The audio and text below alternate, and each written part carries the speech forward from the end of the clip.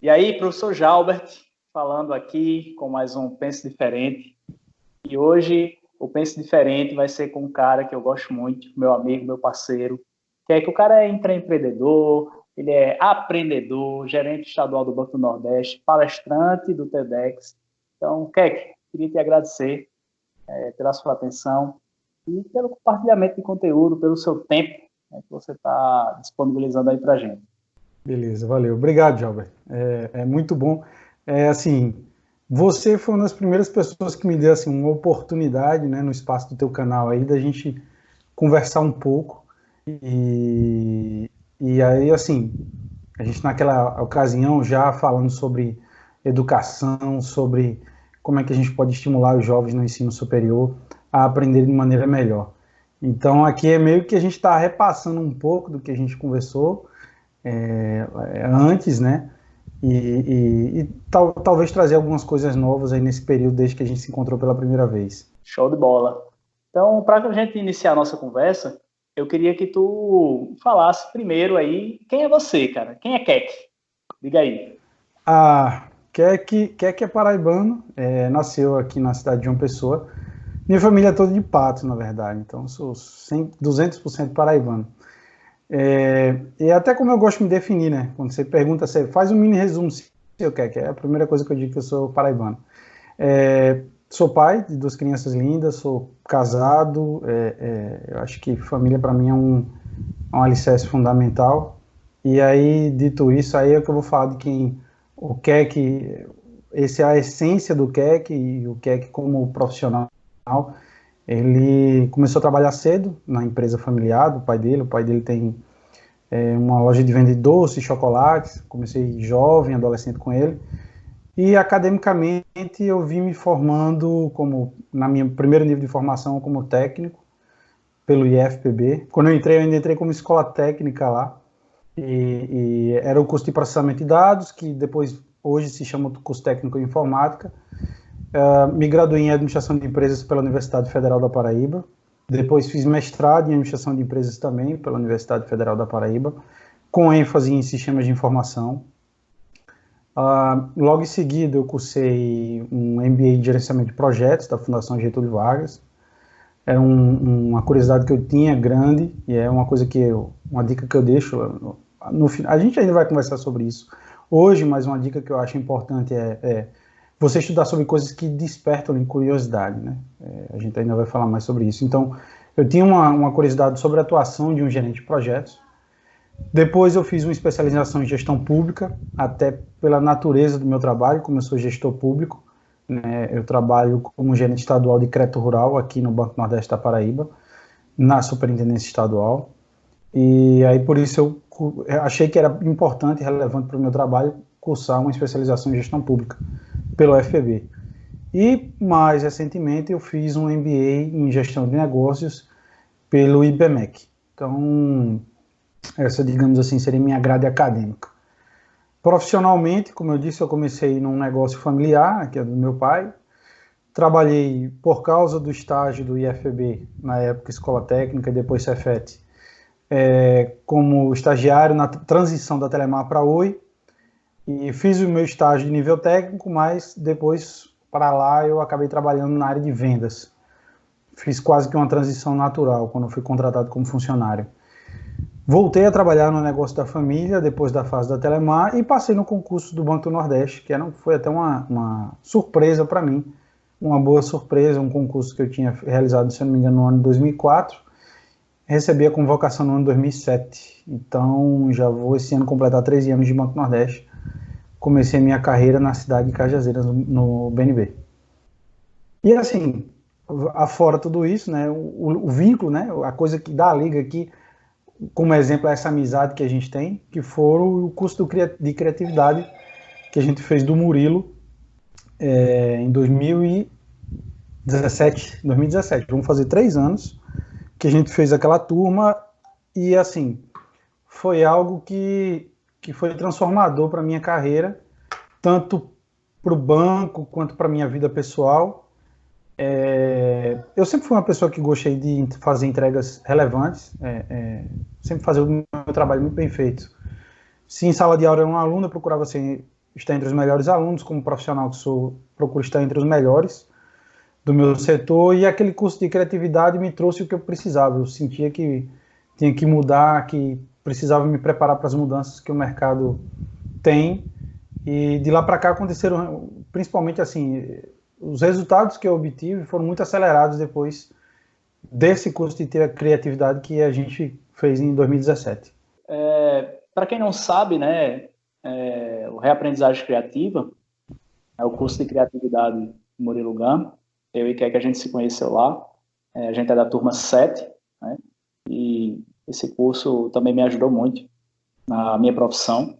E é interessante, né, bicho, porque essa coisa do Reaprendizagem Criativa, né, já se passou 3 anos, né, em que a gente busca implantar na nossa veia, no nosso dia a dia, a criatividade. E o próprio nome já diz, né? Você reaprender a ser criativo, né? E aí eu queria te perguntar, cara, como é que tu tá aplicando isso hoje em dia, né? Como é que você aplica isso lá na sua profissão, lá no seu trabalho e na sua vida hoje em dia, né? Porque muita coisa deve ter acontecido nesses últimos 3 anos, né? Porque o curso é realmente transformador. Conta aí um pouquinho. Sim. Rapaz, bom, no trabalho, uma das coisas que o curso mais me ajudou foi quanto à questão de você não se convencer com a primeira resposta. Há um sentimento forte de velocidade, né? Agilidade, de resolver as coisas rapidamente. E essa sensação de você ter que fazer tudo muito rápido, entregar muito rápido, acaba gerando o problema de você se contentar com a primeira resposta que aparece. Então, é uma das coisas que a gente tem muito, assim, fica muito evidente no curso sobre apareceu uma primeira resposta e talvez ela possa servir como solução para o meu problema, mas o curso deixa muito claro para a gente como é importante. Será que não existe uma resposta que seja mais econômica, seja mais inovadora, enfim, traga melhores resultados? Então, eu acho que o curso, profissionalmente, ele me trouxe esse impacto. A inquietação quanto a você se contentar com a primeira resposta para a resolução de um problema. Essa foi uma das coisas que mais me trouxe impacto do ponto de vista profissional. Ainda no campo profissional, uma coisa que o curso foi muito legal para mim, é que o meu desejo de trazer o conteúdo do curso, né, as vivências do curso para dentro do trabalho, foi muito maior do que em outras experiências que eu tive de curso. Como falei com vocês no início da conversa, eu tenho uma formação acadêmica até razoável, né? Assim, eu gosto bastante de estudar, enfim, buscar cursos. Falei que você era... Então, assim, foi uma coisa para mim que, assim, eu sentia a necessidade de ter que compartilhar. O curso deixou muito essa semente, assim, pô, se isso transformou a minha mentalidade, eu posso transformar de outros colegas. E um dos exemplos, assim, que eu posso dar práticos, uma das técnicas que a gente fez dentro do curso é a de Design Thinking, e eu, como tenho alguma experiência já de trabalho dentro do banco, eu sou convocado algumas vezes para fazer o design de cursos, montar cursos, palestrar para outros colegas do banco, e até então, uma coisa que não se misturava ainda na organização é você, por exemplo, pegar uma técnica de Design Thinking, ou mesmo um Brainwriting, que é uma coisa um pouquinho mais simples, e mesclar dentro de um curso, né? Então, às vezes, a gente reunia um grupo de funcionários da nossa empresa, prestava um treinamento, é claro, existia interação entre alunos, mas quando a gente juntava tantas cabeças boas ali, por que não só a gente transmitir conhecimento, mas não também captar conhecimento desses funcionários das agências? Então, uma coisa que o curso do Reaprendizagem Criativa trouxe para mim foi isso, poder usar essas técnicas e poder ter uma retroalimentação muito melhor do que está acontecendo, digamos assim, mais na base de operações do banco. Então, profissionalmente e pessoalmente, aí, uns aspectos bem interessantes foi quanto o relacionamento com os meus filhos, quanto a ter maior capacidade de reconhecer o potencial criativo que eles têm, naturalmente têm, e tentar evitar bloquear, né, que é uma das coisas que a gente aprende no curso, né, que a gente sofre uma série de bloqueios ao longo da vida, né, nós nascemos criativos, imaginativos, e no curso, para mim, teve esse impacto. E é legal quando você seu olhar muda para o mundo, literalmente. Um exemplo prático foi que eu vi o meu filho brincando com uma amiga dele num patinete. O padrão do patinete é você estar em pé e você vai com um pé empurrando, um pé sobre o patinete, as duas mãos sobre o guidão do patinete. E aí, depois de 30 minutos brincando com a coleguinha dele, eles inverteram a função do patinete. Eles colocaram um sentado onde a pessoa deveria estar em pé e o outro foi empurrando, como um carrinho de compras, e saíram correndo os dois. E crianças fazem isso com uma naturalidade incrível, né? A gente talvez pense um patinete é para usar daquela forma para a qual ele foi definido. E em 30 minutos ali eles deram uma utilidade totalmente diferente para o patinete. Então o curso ajuda a você passar a perceber essas coisas que simplesmente a gente foi condicionada para não perceber mais. Então eu acho que ele teve um impacto muito importante nisso na minha vida. Você falou isso a criação dos filhos, né? Eu percebo muito isso também, porque a gente tem aquela coisa, né, do padrão que você falou, e quem define, né, como é a brincadeira não é o brinquedo, né? É o brincador. Isso. Né? Essa é a grande sacada, essa é a grande pancada da coisa. A gente está falando de criatividade, e criatividade tem muito a ver com inovação, né? E eu vejo que você compartilha muito conteúdo, né, nessa parte de inovação, do Banco do Nordeste, coisas suas também. E eu queria que você falasse um pouquinho como é que você vem aplicando isso na sua vida, né, essa parte de inovação, e o que é inovação para você, de fato. Bom, a pergunta é excelente, porque é uma coisa que caiu meio que um véu para mim, assim, a gente enxergava antes do curso a criatividade, inovação como uma coisa mística, né, assim, de pessoas que têm dons para ter acesso à inovação. Só que a inovação, normalmente a gente pensa em coisas muito disruptivas, só que ela pode ser algo incremental. Então, assim, pode ser um pequeno passo além de algo que você já conhece. Eu passei a perceber a inovação, e aí eu vou, por exemplo, dar um exemplo um pouco até cômico dessa área que eu trabalho, né, que é o crédito rural no Banco do Nordeste, é que de repente você pensa, a inovação talvez seja ter um drone aplicando fertilizantes sobre, né, a plantação do produtor rural. Pode sim, é claro, isso é inovação. Mas assim, inovação pode ser, por exemplo, o uso de inseminação artificial, enfim, num rebanho bovino, e a inseminação artificial não é uma tecnologia nova, ela já tem uns bons anos que existe, inseminação artificial em plantel de animais, para aumentar, por exemplo, ter um padrão genético melhor para que tenhamos uma maior produção de leite. Isso não é novo. Mas assim, se dentro daquela comunidade onde o produtor rural está inserido, ninguém usa aquilo, e você chega com inseminação artificial, você está introduzindo um elemento de inovação dentro daquele contexto, daquela comunidade onde ele está inserido. Então, eu passei a ter uma clareza sobre inovação onde ela é mais real, mais tangível do que a gente imagina. E a relação com a criatividade e inovação é como a gente estudou e eu tenho visto muito na prática. Você pode ter a melhor ideia do mundo ou uma ideia mediana, mas se você não embala ela para poder vender ou dar uso, né? Enfim, se você não der fim econômico para ela, mas pelo menos não der uma utilização, então ela nunca vai se tornar inovação. Tem até um exemplo muito legal que eu dou numa palestra que eu montei sobre criatividade, que eu compartilhei lá na Igreja Bola de Neve, onde eu menciono uma ideia que eu achei genial, só que eu nunca coloquei em prática, e eu falo até brincando, essa ideia é minha, mas assim, nunca coloquei em prática. Então a inovação não é minha. Que é a impressão, a gente que gosta de pedalar ou correr, você pode fazer um mapeamento em GPS, com GPS, porque tem o smartphone, tem relógios com GPS, outros dispositivos eletrônicos, outros wearables que tem o GPS, e aí você grava a trilha toda, com altimetria, com localização. E eu pensei, por que não pegar uma impressora 3D e fazer a impressão dessa trilha que a pessoa percorreu e colocar num quadro? Isso eu devo ter pensado lá em 2017, quando a gente fez o curso. Só que não coloquei em prática. Parecia criativo, parecia uma boa ideia, só que eu não embalei, eu não coloquei na embalagem para vender, então não virou inovação. Alguém teve a mesma ideia no Brasil, embalou a ideia e vendeu. E aí virou inovação na mão de outra pessoa. Então, às vezes, a gente teme muito colocar em prática uma ideia boa que a gente tem, só que a gente não embalar para vender, ou embalar para que tenha um uso, porque necessariamente nem tudo é venda. Você pode ter uma ideia para fins sociais, para algo de caráter solidário.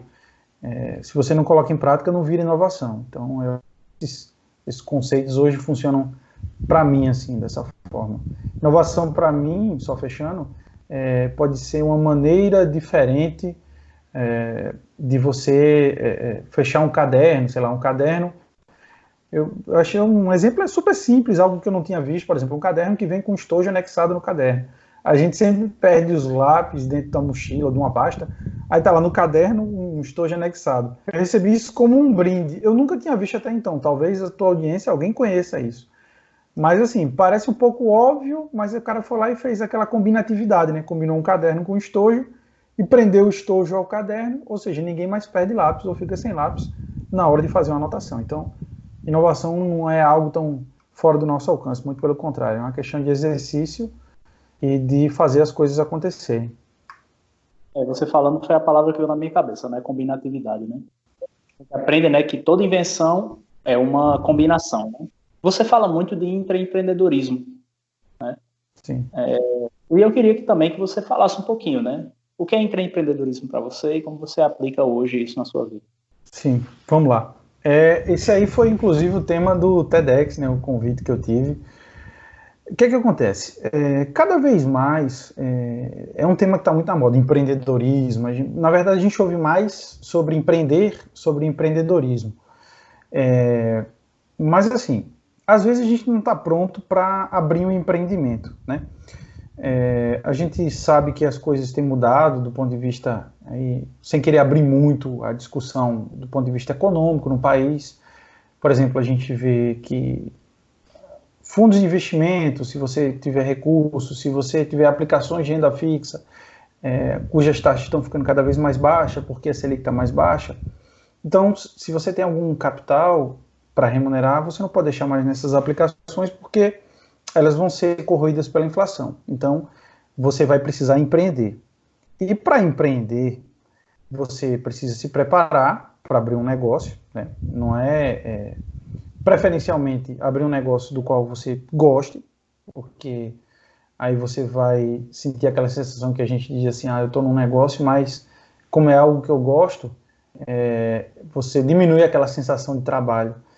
Ou você vai precisar investir em ações, que é uma forma de empreender também, porque quando você investe em ações de empresas na Bolsa de Valores, você está meio que virando sócio dela, então de certa forma você está empreendendo também. Só que para comprar ações na Bolsa, para abrir um negócio, existe necessidade de preparo. Então talvez um passo antes de empreender seja empreender, que é empreender dentro do negócio que você já está, dentro da empresa onde você trabalha. Então, eu já trabalhei em empreendimento familiar, já trabalhei em empresa privada de telecomunicações de grande porte e atualmente atuo numa instituição pública, uma sociedade de economia mista, que é o Banco do Nordeste, um lugar que dá muita satisfação trabalhar, né? A gente costuma dizer que a gente trabalha transformando vida de pessoas, né? Melhorando a vida de pessoas. Bom, hoje, estou bem empregado? Sim, estou bem empregado. Pretendo empreender fora do Banco do Nordeste? Sim, algum dia, de maneira paralela ao banco. É o momento para mim agora? Talvez ainda não. Como é que eu posso começar a empreender? Sendo, além de um profissional assim, de boa qualidade, né, que entrega um excelente serviço ao nosso público, não só fazendo isso, mas também sabendo vender a empresa. Quando a gente toma ações, como a gente pensa assim, eu vou vender, quando eu estou empreendendo, tenho que ser um bom vendedor, um bom administrador, um bom consultor, uma pessoa boa em relacionamento. Por que não trazer todas essas qualidades e ações para dentro da empresa onde você está empregado? Então, empreender, ele vem um pouco antes do empreender, quando você toma essas atitudes dentro da organização na qual você já está inserido. E para mim, isso acabou culminando, né? Isso tudo se intensificou justamente, mais uma vez, depois do curso, né, que a gente fez em 2017, Eu já sempre busquei fazer boas entregas para minha empresa, só que aí eu comecei a tentar fazer entregas inovadoras, ainda ser mais incisivo em propostas de soluções para problemas da empresa. Busquei ser mais ativo ainda divulgando o trabalho de nossa empresa. Busquei ser mais ativo ainda colaborando com conhecimento com outros colegas da empresa. Eu intensifiquei, foi como um intensificador para mim. E essas ações que eu tive de vender a empresa, de ser mais colaborativo do que eu já era, de buscar ser mais solucionador de problemas do que eu já era, foi que acabaram culminando com o convite que eu recebi do TEDx, né, do TED Talks, que a empresa, a nossa empresa, ela tem uma licença do TED para poder realizar em company, né? Então, a empresa, ao perceber esse meu comportamento nos últimos anos, de estar vendendo, de estar participando, de estar dando treinamento dentro da empresa, eu acabei sendo agraciado com esse convite. Mas já dando spoiler aí para quem ainda não assistiu o TEDx de Keck, né? Vale a pena assistir. Lá você fala de uma ideia, né? Que é o Seja Retado. Né? Qual é o lance desse Seja Retado? Bom, o TED, né, uma instituição sem fins lucrativos, que ela é bem antiga, assim, até me surpreendeu quando eu recebi o convite. Ela é da década de 80, se eu não me engano, o primeiro TED ocorreu. TED significa tecnologia, entretenimento e design. Então, é um acrônimo para isso. E existem TED Talks, que são de nível mundial, digamos assim, são eventos com característica mundial, onde a gente tem palestrantes, né, de nível mundial. A gente tem de nível TEDs que são de nível nacional, a gente encontra palestrantes em nível nacional. Existem os municipais, por exemplo, aqui em João Pessoa a gente tem o TEDx João Pessoa. Existe o formato in company, que foi do qual eu participei. Algumas empresas têm a licença para poder realizar eventos in company do TED. E assim, o legal do TED é que quando você é convidado, né, você não se inscreve pedindo, eu quero fazer uma palestra TED, eu quero entrar numa lista de espera. O legal é que quando você é convidado, é porque você é convidado por alguma coisa que você fez, ou por alguma ideia que você vendeu, está vendendo, digamos assim, está atuando, ou mesmo um comportamento seu. Então, quando eu recebi o convite da minha empresa, foi assim, acho que o evento ocorreu no dia 31 de outubro do ano passado, e eu recebi o convite, acho que no dia 17, eu fiquei felizaço, então, em 14 dias eu tive que me preparar. E outra coisa muito legal do TED, quando você é convidado, se você é convidado por algo que você realiza ou realizou, então o medo de falar a respeito disso já não existe. Então, você fala muito tranquilamente e naturalmente, né?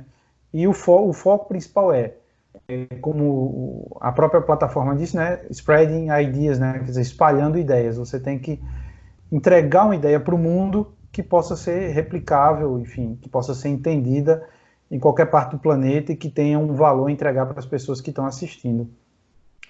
Para mim, quando eu recebi o convite, foi sobre essa postura. Quando, cara, você está vendendo a empresa, muito legal isso que você faz, você mostra o seu trabalho, desmistifica para quem está de fora do banco, ver como é que é o trabalho do banco, como é que a gente está atuando, essa postura que você tem de compartilhar ações de outros colegas. E aí me convidaram e pediram para eu falar a respeito disso, eu vender essa ideia para o mundo, né? Não só para os meus colegas, mas para o mundo, como é que isso funcionaria. E aí eu pensei, como é que eu vou organizar isso, né? Essa minha forma de atuar profissional, né? Então, é uma coisa que é uma construção de uma vida, né? É uma postura que eu tenho agora.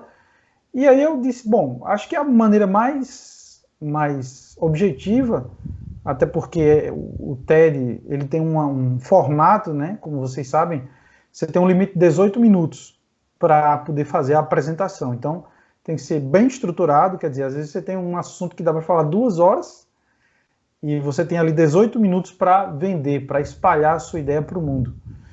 E aí eu pensei em criar um acrônimo, que foi o Arretado, né?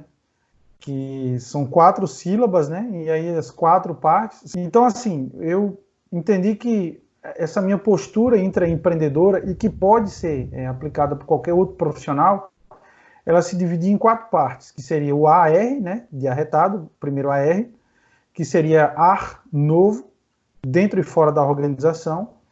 Eu sempre entendi que, assim, e principalmente depois do curso de criatividade, você tem que buscar inputs de fora do que você está fazendo para melhorar o que você está fazendo.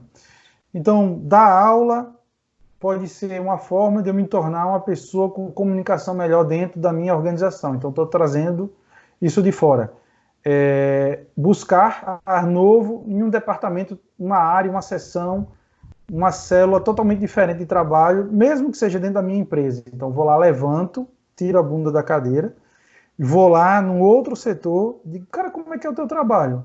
Eu nunca vi aqui, né? Sei lá, até no TEDx eu falo brincando, quem é que já levantou e foi lá na auditoria do banco? Né? A gente até riu na hora, porque o pessoal fica com aquela mística, a auditoria do banco e tal. Pode ser que tenha um processo de trabalho lá dentro da área de auditoria do banco, que você não imagina que poderia agilizar demais o trabalho que você faz. Então, eu acho que a primeira parte para mim é busque ar novo, né? O AR do arretado vem daí, tanto fora da organização quanto dentro.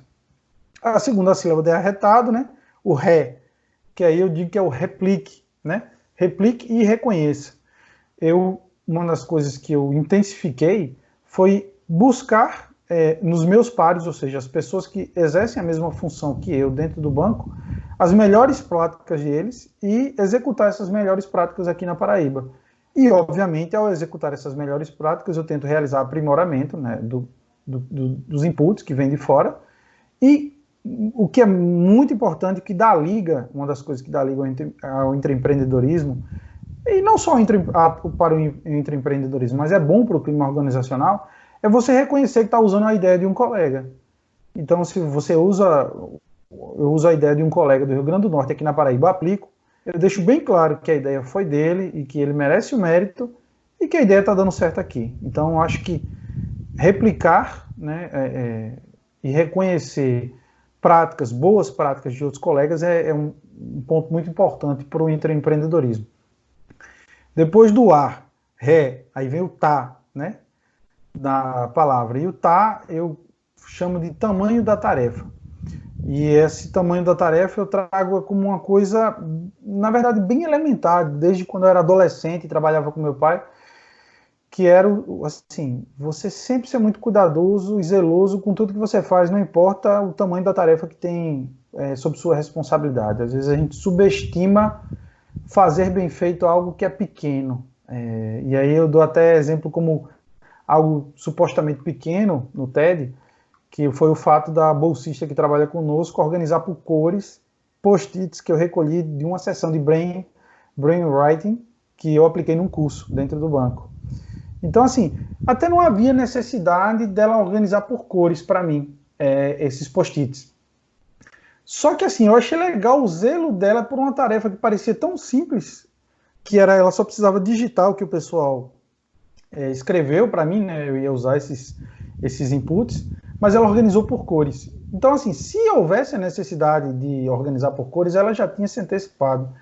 Então, uma tarefa que de tamanho parece pequena, mas ela conseguia agregar qualidade na entrega que ela me fez. Então, nunca subestimar a oportunidade de agregar alguma coisa a mais na execução da tarefa, seja ela muito complexa ou ela pequena. Então, acho que para intraempreendedorismo, isso é muito interessante. A gente vê muitas pessoas galgando postos nas organizações porque foram cuidadosos, zelosos com qualquer tarefa. Fizeram bem feito desde o começo, da tarefa mais simples à tarefa mais complexa. Então, acho que o tamanho da tarefa, não subestimar esse tamanho da tarefa e agregar valor na tarefa, para mim é fundamental. E a última sílaba do acrônimo seria o do, né? Completando a palavra arretado, seria dominar. E dominar o quê? É justamente a criatividade, que é o que a gente vem falando desde o início da conversa.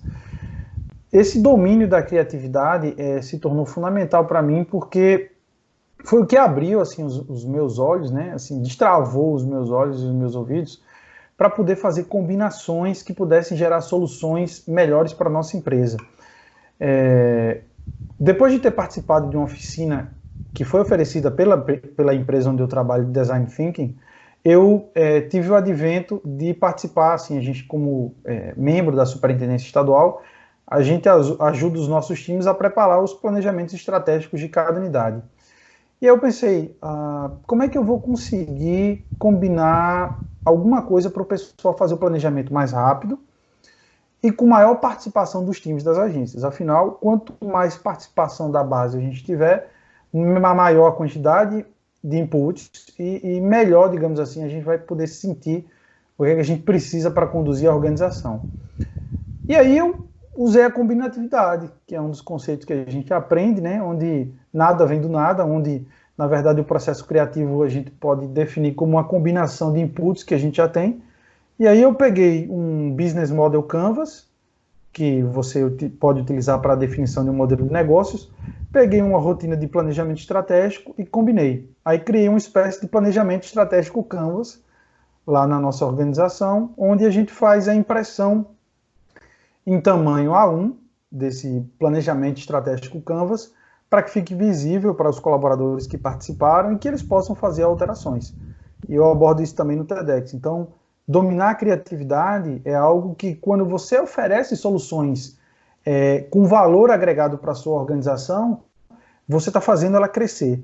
Se ela cresce, você também cresce junto com ela. Então, o arretado vem daí, né? Que o fecho seja arretado, vem desses, digamos, pilares que eu instituí para definir esse modelo, essa ideia que eu quero espalhar pelo mundo sobre a importância do intraempreendedorismo, até mesmo antes do empreendedorismo. Para a gente encerrar, eu queria que você desse uma dica certeira para a pessoa que está assistindo a gente, né? De modo que ela se torne um melhor aprendedor para o presente e para o futuro. Se você pudesse dar uma dica, que dica seria essa? Eu tenho uma dica boa. Lá naquela nossa primeira conversa, a gente falou muito sobre estar 100% presente quando a gente está aprendendo. Eu falei muito disso. Devido justamente a essa rotina que a gente tem, muita velocidade, muita agilidade no mundo, e eu falei, esteja 100% presente quando estiver aprendendo naquela época. Eu me lembro que foi uma das dicas que eu dei. A dica que eu dou agora, passado esse tempo, e é o que eu tenho aplicado para mim, seja um testador. Né? Para aprender é preciso fazer. Né? Então, assim, como aluno, qual era a dica que eu dou? Beleza, o que é que está me dizendo para eu fazer, para eu executar coisas? Faça um trabalho voluntário.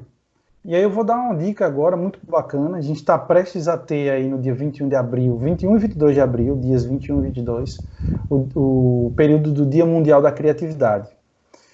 E lá, por exemplo, você pode se inscrever como anfitrião do evento. Eu não sei se Campina Grande vai ter local com anfitrião, mas você pode se inscrever como voluntário, pode se inscrever como pessoa que quer dar uma contribuição sobre criatividade, e eu me inscrevi como voluntário. E aí, assim, se a gente já tem essa carga de conhecimento e de prática sobre criatividade, sobre inovação, qual é o momento agora para nós? É aplicar, fazer. Então, a dica que eu dou para o aluno que te acompanha, para a pessoa que estiver assistindo esse vídeo aqui, faça um teste, faça alguma coisa como voluntário. Porque, assim, no trabalho voluntário relacionado ao que você deseja testar, é que você vai realmente colocar em prática e até descobrir se realmente aquilo é para você. Talvez depois de um trabalho de voluntário no Dia Mundial da Criatividade, eu acho muito difícil, para mim. Depois que ocorreu lá o evento, eu dizia assim, talvez isso não seja para mim. E aí o trabalho voluntário foi aquela forma de começar a nadar na prática, né? Em vez de ficar só lendo um livro. Então, a dica principal que eu dou é comece a fazer. E executar um trabalho voluntário relacionado ao que você gosta ou na área na qual você pretende trabalhar é uma excelente forma de consolidar o que você está aprendendo. Quando a gente fala de criatividade, né, a gente está falando de mudança, né? E é como você até mesmo falou, né? A gente no grupo lá, né? De, rapaz, vou me colocar aqui como voluntário para colocar o pé na água, né? E exatamente. Eu acredito muito nisso também, né? Essa questão de você testar, ver se funciona, experimentar, observar, retroalimentar, reaprender, desaprender Perfeito. É como você faz com seus alunos quando vocês, assim, só até pedindo desculpa por interromper, eu acho belíssimo aquele trabalho da construção de brinquedos. Vocês estão colocando o pé na água ali. Então, ali o cara vai estar confirmando o conhecimento que ele recebeu de você. De repente, se ele achar que não é para ele aquilo, ele vai descobrir com aquele momento também. Então, assim, não há nada melhor do que assim você fazer para tanto consolidar o conhecimento ou até se auto descobrir se realmente aquilo é para você, se você deseja seguir naquilo. E eu acho belíssimo aquele trabalho que você faz com os brinquedos. Beleza, cara, obrigado. E a ideia é essa, né? Mesmo propósito que vocês têm aí, né? Que é a questão da transformação, né? Eu acredito Sim. que a minha missão como professor não é só formar, mas sim transformar, né? Eu quero que o cara saia diferente da forma que entrou quando ele passa pela experiência de aprendizagem. Eu acredito que não é mais só ensino, mas também combinado com experiência de aprendizagem, uma experiência de aprendizagem significativa, memorável, criativa, que transforma, sabe? Então, esse para mim é o jogo e essa para mim é a minha batalha diária de estar criando essas coisas para ver se causa essa mudança, né? Então, Legal. Keck, desde já eu queria te agradecer demais pelo seu tempo, Eu pela sua aqui. atenção, pela sua É um amizade. prazer, assim, é ótimo conversar com você, pessoas assim que inspiram assim a gente a continuar melhorando, a fazer entregas melhores, não só profissionalmente, mas ser um ser humano realmente melhor. Acho que outra preocupação que eu tenho, assim, às vezes a gente foca muito na sociedade sobre entregas profissionais e talvez seja o momento a gente se preocupar muito em entregas humanas. E você é uma pessoa que me inspira a fazer entregas humanas melhores também. Beleza, cara. Você também. Muitíssimo obrigado pela amizade de sempre, né? Foi um prazer. Foi um ganho também ter lhe conhecido em 2017. E que bom que a gente mantém esse contato até hoje. Então, queria terminar o Pense Diferente de hoje com o meu amigo, meu parceiro Keck. E se você quer seguir Keck, né? Quer acompanhar o trabalho dele, vai lá, @Keck Rosberg, não é isso, Keck? Isso. @Keck_Rosberg no Instagram. Beleza. Só manter contato lá. E tô no LinkedIn também. É facinho de me achar, porque achar outro Keck Rosberg no LinkedIn não tem dificuldade, não. É só buscar lá que você me acha fácil. É igual a procurar Jalbert, né? Exatamente. Somos fáceis de achar.